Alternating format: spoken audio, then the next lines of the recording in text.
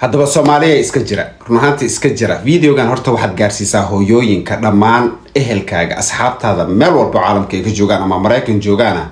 ama meel kale ay caalamka ka joogaan ba gaarsiiyo runaantii waxaan waa cabsi waxa caalamka waayahan aad ugu soo badanaya in la helayo fake cunto fake ah waa hilib fake ah waa qara fake ah waa babaay fake ah waa avocado fake ah waxyaalo badan oo runaantii fake ah videogan iyo videoyada hadda hoos aad ka daawan doonto waa cunto ay ku soo bandhigayaan dadka ku nool qaarkood Mareykanka waxayna sheegayaan in qara ay soo gataan ee laabmayso sida plastic iyo kale balse uu uray sida qarahi uu dhadhamay sida qarahi dadka qaarkood waxa arkaysa ayagoo chicken soo gadanaya oo arkayaan chickenki inuusan chicken ahayn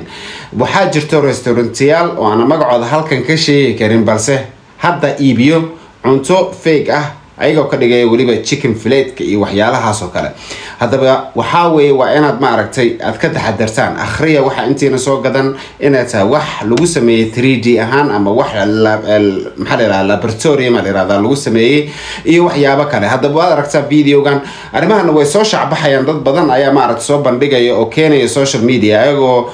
qaarkoodna ku andacoonay runaantii leh caruurteenan cuntadan siinay oo si kale lagu xanuunsaday qaarkood waxa jirta intay cuntadii ka shakiyeen bay banaan dhigan meel banaan 7 maalmood 12 maalmood kadib cuntadii wali sideedii way qara ka war 12 maalmood hore